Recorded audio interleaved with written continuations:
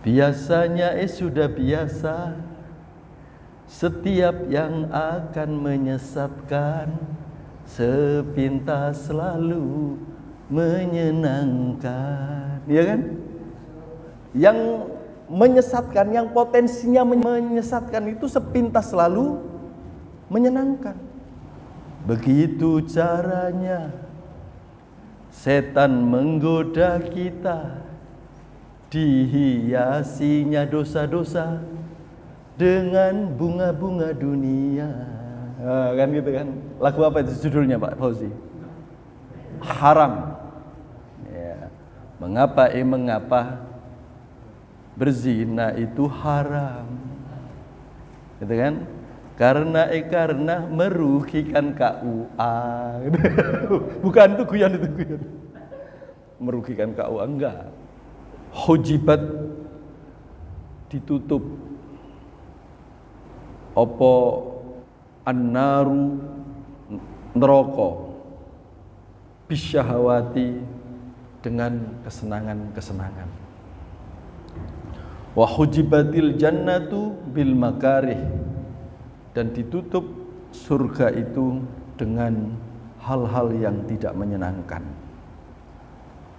Kalau kita terjemahkan dengan bahasa kekinian, jadi covernya neraka itu hal-hal yang menyenangkan. Kalau covernya surga itu hal-hal yang kurang menyenangkan. Contoh, kalau kita lihat misalkan guru-guru TPQ itu 1 bulan ngajar, terus paling libur itu Sabtu sama Ahad, ya. Ahad lah, hanya Ahad saja. Guru-guru TPQ itu tidak ada yang gajinya itu 1 juta, itu jarang-jarang. Paling 500, itu aja udah tertinggi udah. Itu kan tidak menyenangkan. Kalau dari kacamata syahwat, ya, dari kacamata syahwat. Tapi kalau melihat surga itu di covernya itu, casingnya itu dengan hal-hal yang bil makari, ya kayak gitu-gitu tadi, yang tidak menyenangkan itu covernya surga itu. Sementara ngaji yang mungkin nggak sampai 1 jam itu, walaupun yang disampaikan juga yang ngono-ngono aja, itu sangune sampai kadang-kadang disangoni 75 juta. Saya gurung terima saya. Nah, kalau dipikir-pikir dari kacamata sahabat kan, wah enak jadi penceramah daripada guru TPQ gitu kan. Tapi insya Allah ya sing cepet mlebu swarga iku ya sing guru TPQ daripada sing penceramah. Apa meneh iso ceramah tok gak iso nglakoni. Nah, gitu. Masuk? Nah, kalau Forsa bilang itu kan, biasanya sudah biasa, setiap yang akan menyesatkan sepintas selalu menyenangkan. Iya kan? Yang menyesatkan, yang potensinya menyesatkan itu sepintas selalu menyenangkan.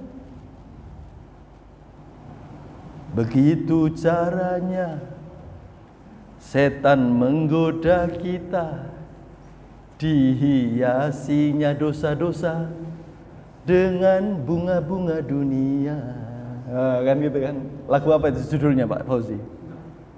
Haram. Ya. Mengapa berzina itu haram?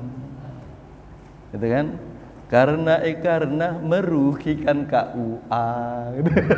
Bukan itu guyon. Merugikan KUA enggak.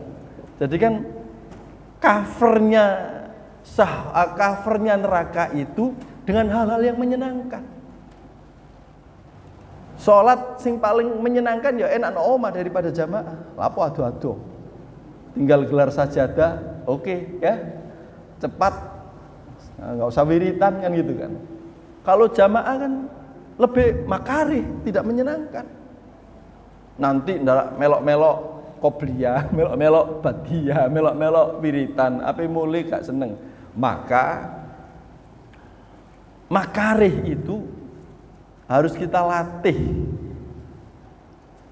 supaya menjadi kebiasaan yang menyenangkan. Wa idza qamu ilas sholati qamu kusala. Orang munafik itu juga sholat, tapi kalau melakukan sholat itu dengan cara malas-malasan. Males gak gelem goleki ilmune, gak mau update ilmunya, supaya kita tidak ketempelan kebiasaan orang munafik itu ya sedini mungkin. Begitu sadar kita harus melatih diri. Tidak ada telatnya. Kalau sadarnya delala usia sudah 59 ya nggak ada telatnya. Harus kita latih supaya hal-hal yang tidak menyenangkan itu menjadi menyenangkan. Nah, caranya bagaimana? Caranya bagaimana supaya hal-hal yang tidak menyenangkan itu bisa menyenangkan? Ya fokusnya kita itu seperti niat kita dalam setiap melakukan kebaikan. Apa niatnya? Lillah. Udah. Yang kita cari itu ridhoi Gusti Allah. Jangan kompensasinya manusia. Saya tak berbuat baik, biar orang baik kepada saya. Itu masih nanti gak menyenangkan nanti. Begitu dia berbuat baik, kecentok ada orang yang tidak melakukan tidak merespon kebaikan kita, nanti gelo. Nah, kan gitu kan. Jangan sampai kita itu yang kita lakukan itu tidak lillah. Kalau kita melakukan apa saja tidak lillah itu sama dengan kita bersiap-siap untuk sakit hati. Itu jadi covernya neraka itu hal-hal yang menyenangkan. Ya kan? Covernya surga hal-hal yang tidak menyenangkan. Itu hadis sahih ini. Jenengan pegang betul-betul. Wah, iki kok menyenangkan banget ini. Tanya dulu itu. Ini lempeng ke surga apa tidak itu.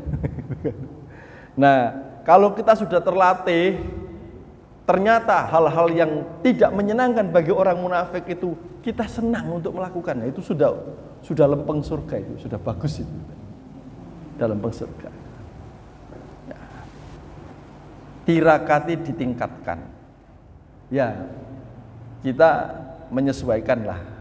Kalau kondisinya kalau memang kerja berat, itu sebetulnya akan baik yang melakukan adalah ibu-ibu untuk mensupport suaminya, ibu-ibu untuk mensupport anak-anaknya.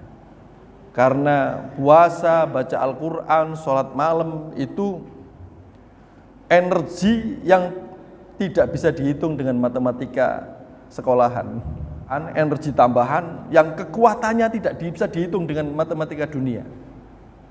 Ya. Maka bulan Rajab ini mari kita tingkatkan tirakat. Dan tirakat yang dianjurkan, yang sangat bagus itu adalah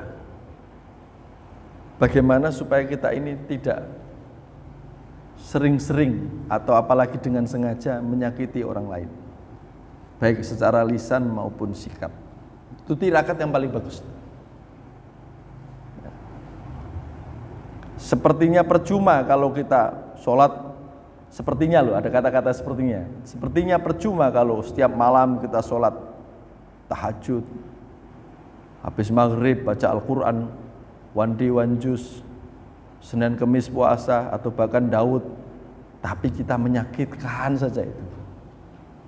Apa itu ayatnya Gus yang terkait dengan 12 bulan itu?